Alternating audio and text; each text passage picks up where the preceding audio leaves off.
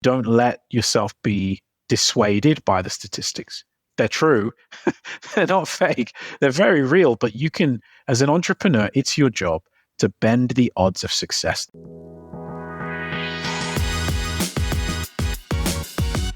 Welcome back to Series 11 of 40-Minute Mentor, your pocket-sized career mentor on a mission to raise aspirations and inspire the next generation of category-defining founders. From purpose-led entrepreneurs to world-class investors and even Olympians, you'll learn firsthand from today's successful leaders on what it takes to be brilliant, all in just 40 minutes. Today's 40-Minute Mentor is Richard Robinson, founder and CEO of Robin AI, a contract technology company that has built the fastest contract experience in the world. It was while he was working as a lawyer that the concept behind Robin AI was born. And what a journey it's been since. They've recently raised their 20 million Series B round, so 2024 is set to be a very exciting year for the team. And I can't wait to hear all about it in this episode. So, Richard, thank you so much for joining us today. I think you're on the other side of the pond, so an extra thank you for making the time. How are things? Yeah, good. Good. Thank you very much for having me. Really great to be here. It's a little bit surreal, I have to be honest, but it's good to be here. Oh, well, it's a real privilege. I've heard fantastic things about you and Robin AI, so I'm really looking forward to digging into your career journey and hearing all about the great work you're doing at Robin AI. But before we do that, we're going to warm you up with some quickfire questions. All right, question one. The most memorable day in my career was when? When I started Robin AI, the first day of work. Amazing. When was that? March 2019, I walked into a shared co-working space, sat at my laptop, and for the first time since I was at school, really, I had no idea what to do. No one was telling me what to do. I had no meetings in my diary. It was all down to me. It's the proudest, but also most terrifying day of my entire career. And those two things go hand in hand throughout the entrepreneurial journey, don't you? Just constantly facing the unknown. But I guess that's often what inspires founders to kind of go on and disrupt things. So awesome. Thank you. One word others would use to describe me is? Passionate. I think people know that I'm capable of deep obsession when I'm impassioned. And I find things in life that drive me. And when I do, I become pretty good at them. So definitely passion. Love that. Yeah, I would say the same, actually. Awesome. My biggest failure to date is? I failed to win the World Debate Championships when I was the coach of the England debate team, the World Schools Debate Championships. We made the semifinals and we were knocked out, unfortunately. So I didn't manage to get the team into a place where they were able to win. That's probably the biggest failure of my career today. We'll have to come back to debating a bit later. Any football fans know that England penalty shootouts and semi-final losses, that's par for the course. But no, that's a really interesting one. We're used to it. Indeed. I measure success by how many people's lives you've improved. I really think that, especially being an entrepreneur, for me, what I get out of it is impact, whether it's employees who you take a chance on or you give them the platform to do their best work, or it's customers that you're helping, or it's the world at large who gets the benefit of this new thing you've brought to the world. I think the measure of success is about how much you touch people and give them a chance to improve their lives. Love that answer. Thank you. And final quickfire question. If there was one thing I could change about entrepreneurship, it would be? Easier. It is intense. It's so hard. Yeah. Oh, man, I can relate to that wholeheartedly. And I'm sure all the founders listening to this are there cheering along, going, yes, somebody said it, but it's so true. Well, thank you, Richard. And thank you already for being so honest. This is a great start to this conversation.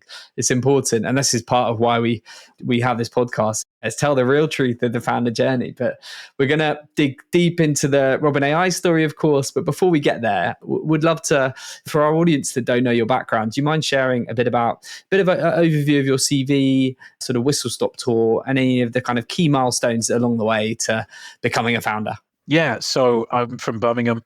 My parents are immigrants from Jamaica. I went to school in Birmingham, and then I went to university in Manchester, where I studied law. I was very lucky. I was a good student, I guess. I did pretty well there. And I got a job at Clifford Chance, one of the top law firms in the world.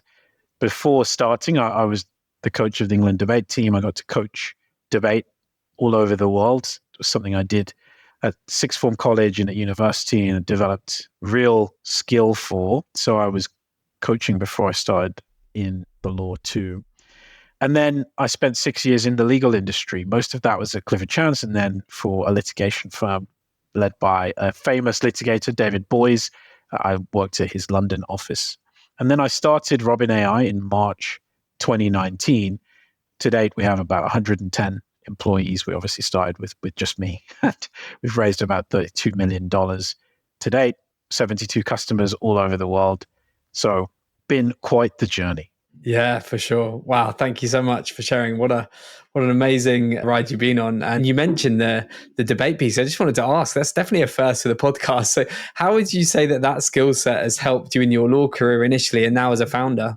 Yeah, I think for me, it was pretty transformational. I didn't go to a stellar secondary school. It was in special measures while I was there. And so I think I came out of it pretty undereducated relative to the very best people. And I know that because I went to a sixth form college, which was really elite. And everyone there was smarter than me. Everybody there was a better student. They could write better. They could speak better. They knew more facts about the world. And it was very apparent to me that I had some gifts, but I was behind. And the thing that really helped bend the trajectory for me was debate. My English literature teacher asked me to come to the debate class, and that really made a difference. It helped me just learn more facts about the world because you just get embarrassed if you don't know what you're talking about. It helped me to be more organized as a writer and as a speaker, which really surprises me even now how much I draw on those skills.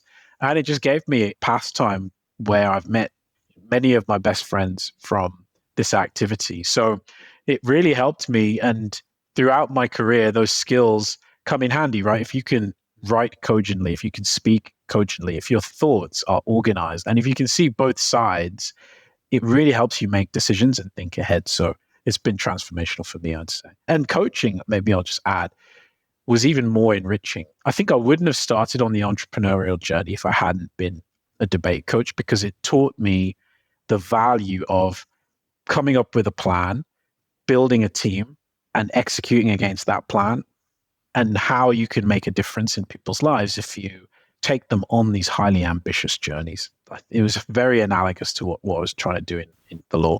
Wow, I absolutely love that. Yeah, and I think it just goes to show anyone listening to this the power of debating and how impactful it can be, and also coaching. But it's funny. I sort of know there's a company called Debate Mate. I don't know if you come across them, but they go into Yeah. They do wonderful work, and I went to see some young kids who, God, wow, I say young kids, they were phenomenal debaters, and it was just so powerful to see the confidence that came from the delivery, and just a really impressive thing. And I just came away from that thinking, wow, my 8-year-old daughter, I would love to get her involved in this. So it's great to see how debating has played an important role in your career. And you mentioned coaching too, which is massive. You went on to become a lawyer, and you mentioned Clifford Chance, one of the most prestigious firms out there. How did you find your law career, and what was it? Because often initially, this is wrong now, we've had quite a few lawyers come on the podcast, but initially I wouldn't have necessarily thought lawyers would become founders and entrepreneurs. So would love to learn how you made that move and why you did eventually. Yeah, I think it was incredible. It's such a great business. Their clients are all of the world's biggest companies, basically. You name it, they're probably a client of Clifford Chance. And so you get this training in the world of global business that I really think is hard to match, because you get to see everything from beginning to end. And as a lawyer, you have to know all the rules, right? Which means you come out of it with this education in how business works that I think is very, very hard to match. So I really took a lot from it. You're also working with some of the smartest people in the world, which is intimidating, but also just so gratifying. And if you're capable of measuring up, it's a great learning environment. But I would say it was very, very intense. It's not for everybody. It's demanding because that's how they deliver real value for their clients is they have this rock solid obsession with customer delight. And I think most elite law firms have the same mentality. If their clients need them on the weekend, they are there. If their clients need them that evening, they are there. The answer is almost always, yep, I can do it.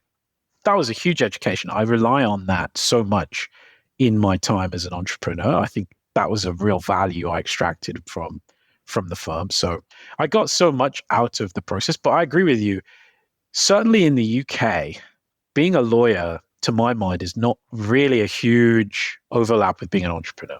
In fact, it kind of holds you back because a lot of what you're trained to do as a lawyer is identify risks and try to help mitigate them. And it makes you naturally quite conservative. If you can see all of the problems, sometimes an idea never really takes flight because there are 100 ideas there are 100 reasons why your business might fail. And most of them are well understood. Sometimes entrepreneurship is about bending the odds of success, just being willing to take on the risks, even though it doesn't make much sense, even though it's probably not rational. It's about going anyway and changing the odds yourself. And I think it doesn't naturally come from being a lawyer, that desire and that drive. But if you're willing to take that risk, then a lot of the skills being a lawyer teaches you, I think, are very powerful. Like I said, client management, speaking, writing, arguing, developing facts, research. You can draw on these and make them an advantage if you're willing to overcome some of those barriers. Love that. Such good advice. And just to build on that, for any lawyers listening to this that want to escape the legal world and move into startups, do you have any pointers or tips for them before they make the leap of faith? Yeah, it's extremely difficult.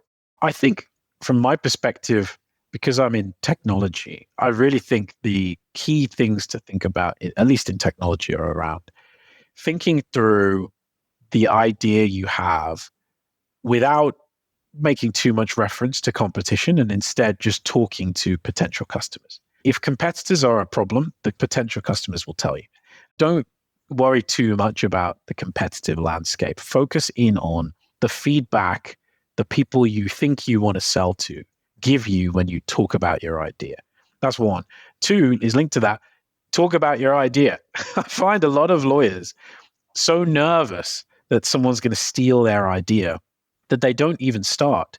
And that for me is a classic entrepreneurial category error. It goes back to what I said before about risk and allowing risk to stop you in the first place.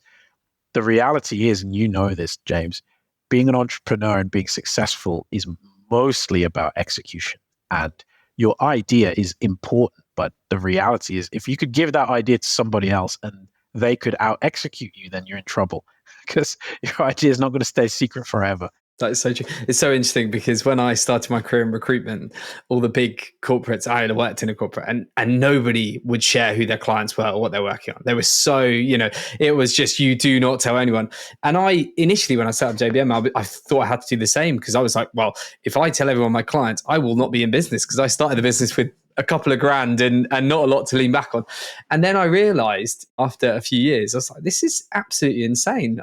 If people know who I'm working with, that's a sign of validation and I should be proud of that. And if I'm not doing my job, if I'm not delivering exceptional service and building those deep relationships, those clients go elsewhere, then that's actually a reflection on me, not anyone else. So that was a massive change in my mindset, actually. And now we shout loud and proud and are more than happy to tell everyone who we're working with because it's almost, it holds us to account on making sure those relationships are nurtured in the right way.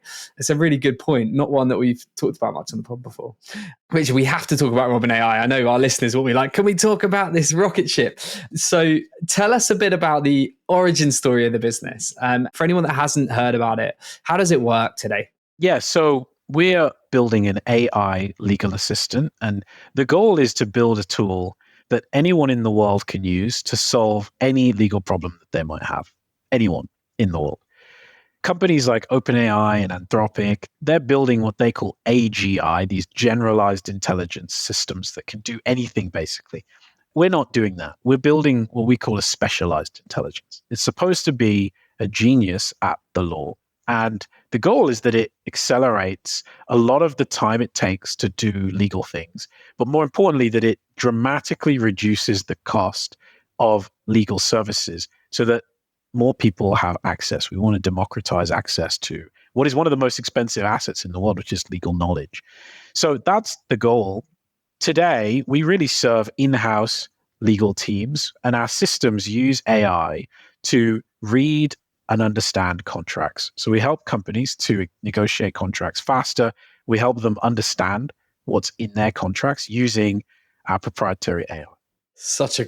I'm sure everyone can see the need for it, and it's awesome to see. I haven't had to, probably thankfully, use too many lawyers over the years, but I know they're expensive, and it's certainly not something that I would ever try and blag for myself. So what a cool use case, and I can totally see why you're getting the traction you are.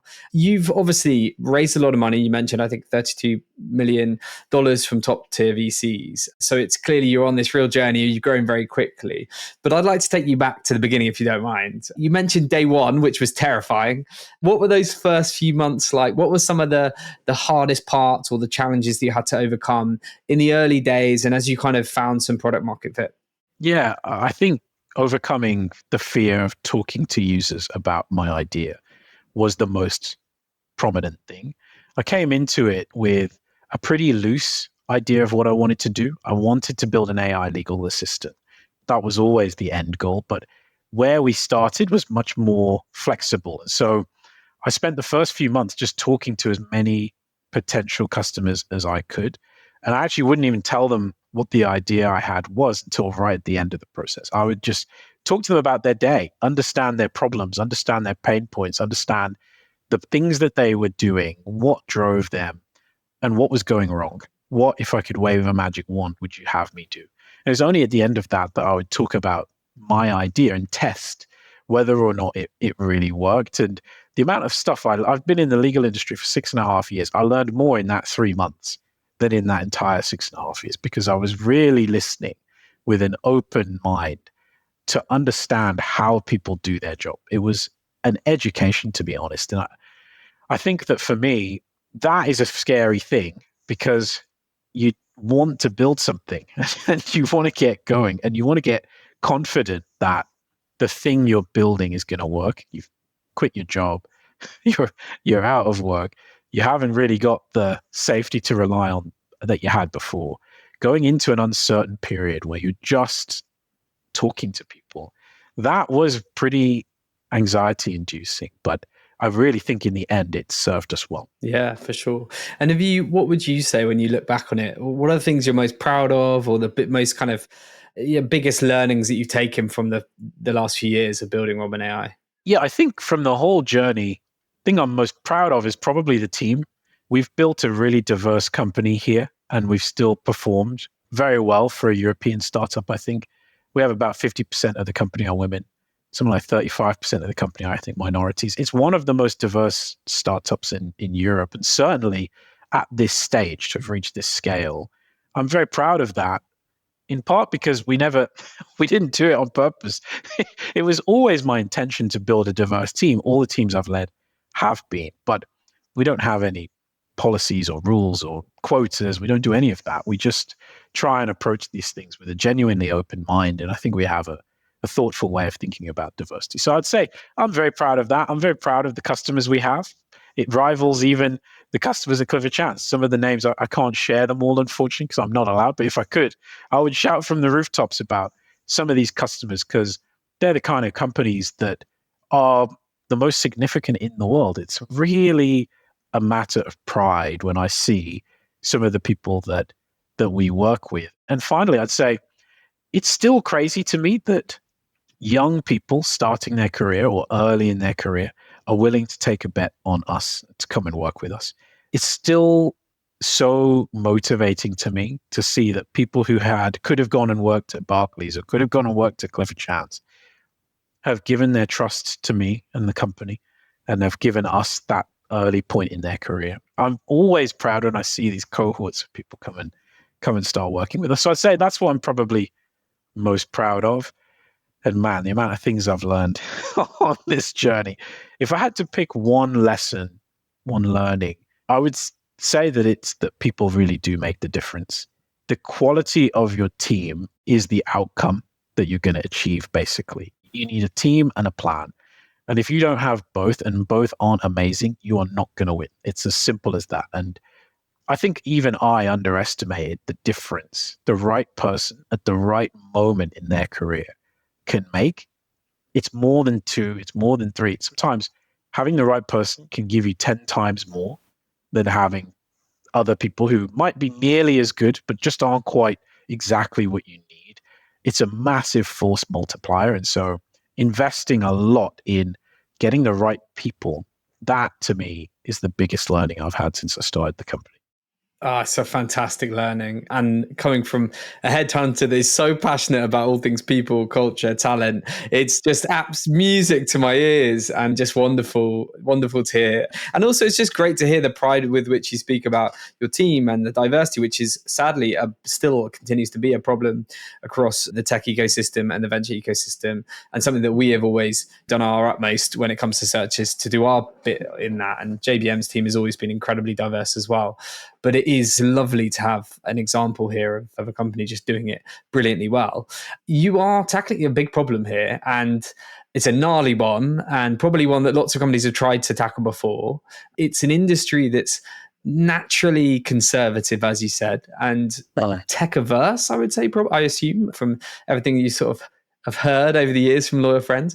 So how did you get the buy-in originally from law firms, and what impact now you've had a chance to do what you do and the product's evolved, what impact are you seeing now in 2024 for those law firms? Yeah, I think initially the way we managed to get adoption was to basically work for free for like a month. It sounds crazy, but lawyers, I think they're given a bad name on technology because I think technology's really let them down in the past. What lawyers do is really hard, and it really matters that they get it right. And so they are just very demanding. And I think what we needed to do was to constantly show, not tell. We needed to prove to people that what we do is going to make your life easier and better. And once we do that, the rest is straightforward.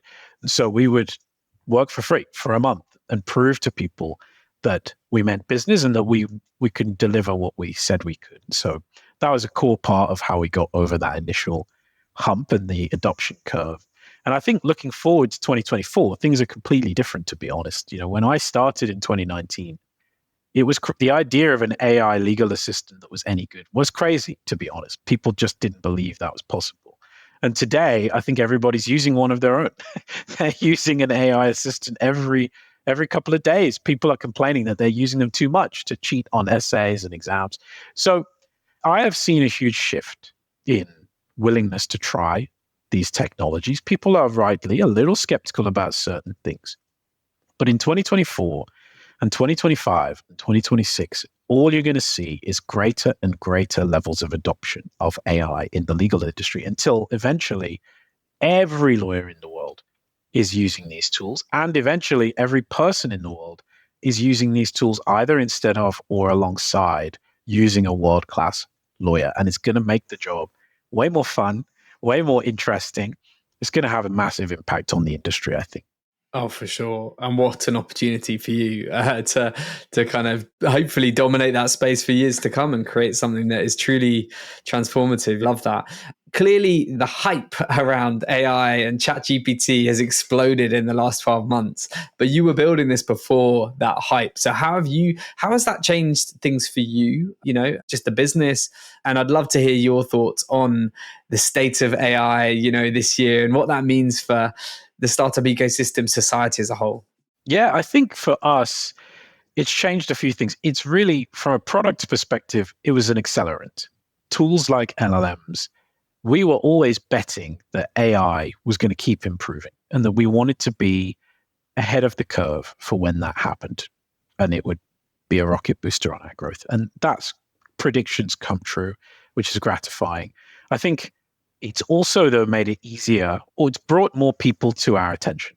We've managed to get really great people apply to join the company who 2 years ago wouldn't have applied to join the business. At that time, being in legal technology was perceived as unsexy, a little slow, a little conservative. And now I think people are excited about the change they are predicting in the legal industry. And so it's gotten easier to attract investors, attract candidates, attract attention, attract press, everything like that has really dramatically shifted. And that is, of course, very, very exciting. I'd say finally, on this question of the state of AI for 2024, I think you're going to see stronger models this year. There are new chips from NVIDIA, which have only just started to get into people's hands. So you're going to see even more powerful GPTs. You're going to see something from Anthropic and from OpenAI, I suspect. I don't have any insider information, but I think they've been pretty clear that their goal is to build AGI. And we know that they've been training on these chips. So expect really big things from the big foundation model providers. But I also think 2024 is the year that you start to see these products really getting into people's hands. We saw a glimpse of that last year, but this year is going to be the one where you really start to see an improved Alexa, an improved Siri, an improved Google Assistant on your phone. Everybody's going to be using these technologies every day by the end of 2024 if you have a smartphone. That's just going to happen. And then finally, there's a dark side to all of this. I think we need regulation because you're about to see quite a lot of AI being misused. We've already seen lawyers who cited cases that didn't exist because they used models that made things up. We've seen deep fakes of Taylor Swift on X get circulated all over the world, and that's obviously distressing for her. I think you're going to see a lot of political interference with disinformation that's generated by AI, scams and phishing attacks on normal people that are extremely convincing. I think the world isn't ready, basically, for how good these tools already are, and they're about to get better. So I think we're going to be playing catch up. 2024 is the year that we start to realize why we need to. Yeah, so interesting, exciting, and terrifying all in equal measure. But yeah, I couldn't agree more in terms of regulation and also the need to do it sooner rather than later. Otherwise, it could all get a bit messy, couldn't it? I wanted to touch on fundraising because obviously a lot of people that listen to this podcast are existing or aspiring founders. And you've got a phenomenal track record of fundraising from fantastic investors. And you've recently secured your Series B funding from funds like Plural. So I would love just to get any particular advice you have for founders listening who might be going through that process and any learnings or from your experience of fundraising that might help them. Yeah, I think fundraising is not fun. It's the first thing I would say. It's not a pleasant experience because most founders, I think, are like this. You put your heart and your soul into building a business. So when someone says, I don't want to invest, it's like they're saying, I don't believe in you. And that's a very painful thing, at least for me, to hear and cope with when you're giving so much. But you can't take it personally, even though it's personal. So it's extremely difficult. I would say, for me, I've learned a few things. Number one, you really need to run it as a rigid process. You got to have a clear plan, clear deadlines, database with everyone you're going to speak to. You got to take notes of each call. You got to follow up. You've got to just do the blocking and the tackling, things that are not spectacularly complicated, but are part of the process of being an effective operator. You got to apply that mindset to fundraising and you increase your chances of success by many, many multiples, I suspect.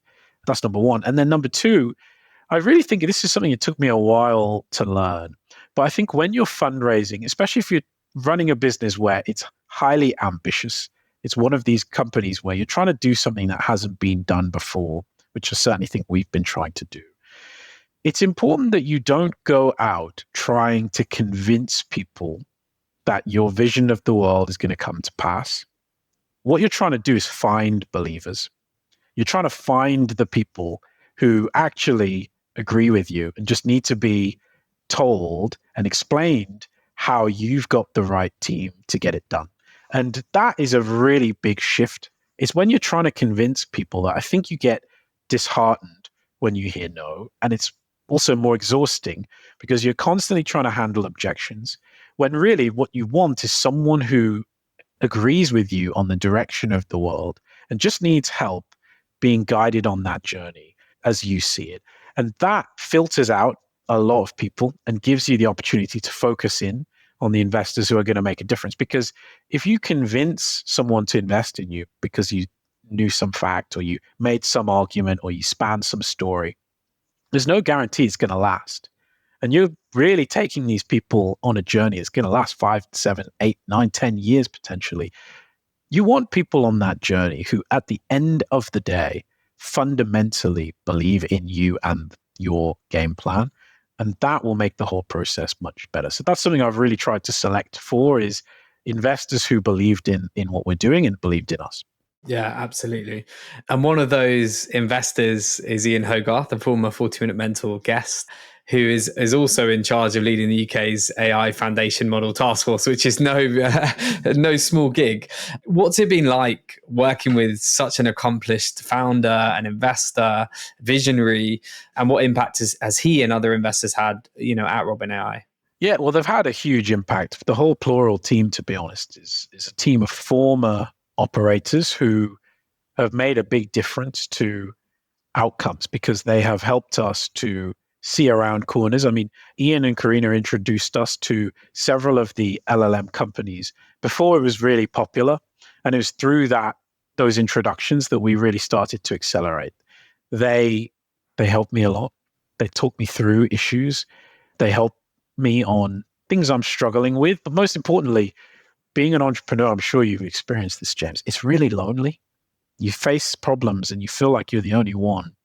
Having people on the other end of a phone who've been through it, who believe in you and are going to help you get to the end, actually that makes all the difference. It makes the journey a lot more tolerable. It makes the pain a little less painful. So I think for me, people like Ian, I couldn't really do it without them. Yeah, I love that. And yeah, 11 years into this journey as a solo founder, and the lonely times exist in some ways always. That's not a slight on the amazing team I have around me. I'm very lucky, but it's just the reality of it. And actually, having, I mean, in my case, we've got an amazing board of advisors and some great mentors, and it's fantastic to hear you have people that were so accomplished, in your corner and at the end of a phone when you need them. I want to talk a bit more about the hiring side of things and culture, because I know that's something you've done really well at. But just final question on fundraising. We've talked about the fact that you built a really diverse company, but the reality is when it comes to diverse founders in the tech ecosystem, it is a lot harder to raise. That is factual and something that we really hope will change over time to come. But as somebody that's done so well at this, can you pass on any advice to any founders from ethnic minority backgrounds or underrepresented backgrounds who are struggling at the moment? Is there anything else that you can advise them, or just any messages you would want to pass on to them if they're struggling at the moment with raising? Yeah, I would say the advice I gave earlier around preparation and around finding believers applies even more, because the process of fundraising is just going to be harder for you. So I'd say that. I'd say as well, it's more important that you don't get disheartened, because you are going to statistically hear more no's than someone who doesn't look like you. And that's extremely unfair, but it is the reality. And so it's better to address it and arrest it than to ignore it. And I'd say finally, it's more critical that you just keep going. Just know that fundraising is one of those processes that only ends when you stop. And you should stop at some point, but make sure you've given it everything before you do. It only takes one person to believe in you to get the whole thing moving. And I found that when someone invests, others often will follow. And so keep going, don't give in, and don't let yourself be dissuaded by the statistics. They're true. They're not fake. They're very real, but you can, as an entrepreneur, it's your job to bend the odds of success. That's really what you do. And so I encourage you to treat fundraising the same way. Yeah, that's great advice. Thank you, Richard. Before we get to our wrap-up questions, I wanted just to talk a bit about your hiring experience, because hiring is traditionally one of the hardest parts of being a founder. And you've done you talked about the diverse team you built and the number of hires you've made in the last couple of years. So you've got a lot of experience of this. How have you found the hiring experience? And particularly, I'd love to get your thoughts on hiring your first leadership team, because you're often hiring for roles that you've never had to hire for before. There's a lot more scrutiny, they're a lot more expensive. So I'd love to hear what your experience is like, particularly when it comes to hiring more senior talent versus more junior hires, and any learnings in there for anyone else maybe going about their first hires at the moment. Yeah, I think I've learned a lot. It's been extremely challenging, and it is a learning process. And I think for me, it wasn't something I'd done before, really, certainly not this scale. So, concrete things I've learned, I think number one, we make a big deal about giving everybody a technical assessment that simulates the work that you would do if you joined the company. And we try to set the technicals up as things that we've had to do recently, so we know what good looks like or bad because we messed it up. And we simulate that for incoming candidates, especially for, like you say, people who want to join the leadership team. And I've found that reveals a lot about the true quality, because you'd be surprised that people can accumulate impressive logos or credentials, but at the end of the day, you're not paying for those, you're paying for results. And so the results are usually very apparent from technical interview. I'd say second as well is that you can never tell. You can run all the most rigorous process in the world and it still might not be a fit when somebody joins. And so don't overdo it. The 10th interview is not actually going to give you any more information than probably the second or the third. And so that's not to say you should not be thoughtful. You need to be thoughtful about these things, but you should also accept that there's just this inherent risk in hiring. That means getting people in the door is the best way to judge and assess how well suited they're going to be for your company at your stage. So I'd say that's been an important learning. And then maybe finally, I would say when you're hiring, you need to treat it as the most important thing you're doing. Like I said before, the people and the plan equals the outcome. At the end of the day, the talent that you have and are able to attract is going to be the single greatest input into the success equation. So I think you have to really invest in it, over invest in it, be absolutely involved, even when it's people who are outside of your domain or expertise. Because as an entrepreneur, you will have the unique perspective of who is going to fit in your business, who meets the cultural standards, who's going to help drive you forward, whether they're in your space or not. I'd say that's probably what I've learned. Love that. And to that point, then, just a nice segue onto the culture. How would you describe Robin AI's culture? And what is it you're looking for when our listeners send their CVs to you? What is going to make them really stand out in an interview? Yeah, I think for us, we look for people who have demonstrated impact. Company attaches a lot of weight to having high ambition and high intensity. So an understanding that achieving great things comes from having a clear plan and then driving pretty intensely at it, taking breaks as needed, trying to find balance, but with an acknowledgement that you have to put a lot in to get a lot out. I think that's important. I'd say as well, we're looking for people who are extremely autonomous doers. So we work as a team here. It's a cross-functional problem. We have legal experts, machine learning experts, software experts, and we need them to be able to know and master their domain, take work where they can be given a goal, go away, come back with a clear plan and execute against it. So I think we look for people who are autonomous, who can drive their expertise independently. It's really important. Then finally, and it sounds contradictory, but people who thrive working in a team, because all of our problems are cross-functional. Very few things can someone go off in a dark room and solve the whole thing. They have to be able to contribute their expertise. But in the end, bringing that together as part of a team is what really produces the results for the business. It's kind of the opposite of what happens at school, where you just learn on your own and fill in your exam and leave. This is a team sport. For sure. We're sadly at an end, Richard. So I've got 3 final questions for you. This is 40-Minute Mentor. So if you could be mentored by anyone, dead or alive, who would it be and why? It would be Barack Obama. He's poised, smooth, intelligent, reasoned, calm, grounded, balanced, intense, everything I want to be. Love that. Thank you very much. And we've got a question roulette segment in the podcast where we've let our audience know that you're coming on and we've got them to send in some questions. So can you pick 1, 2, or 3 and I'll see what they've chosen for you? Okay, let's go in number 3. Number 3. Okay. Think ahead to 10 years from now. What would you like the law industry to look like and how will it have changed? I think I'd like it to look like a boutique industry, meaning there are far fewer lawyers, but their job is significantly more interesting. You become a lawyer, you become someone who goes to court, who drafts contracts, who negotiates, and you're using AI to do it in multiple languages. You understand Italian law and French law and English law. You're working with companies all over the world, giving them advice on how they can achieve their goals. I think that's something that's impossible today because the law is so specialized, it's so different, it's so niche that you can't handle multiple different things at once.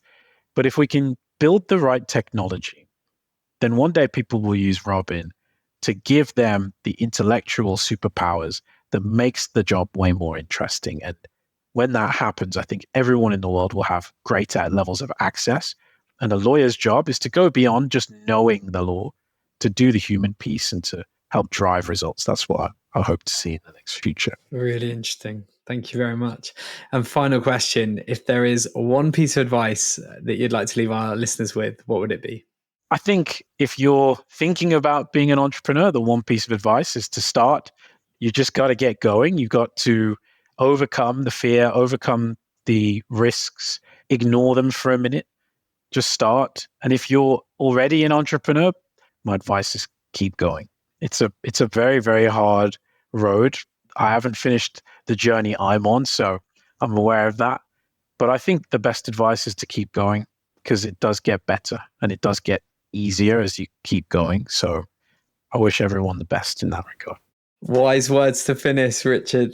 Thank you so much. It's been a thoroughly enjoyable conversation, really insightful. No, my pleasure. You're building something truly remarkable, and it's a real pleasure to have had a little glimpse into the man behind it and what you've been doing. So thank you for sharing that with us, and we wish you the very best of luck for the year ahead. Thanks for having me. Thanks, Richard.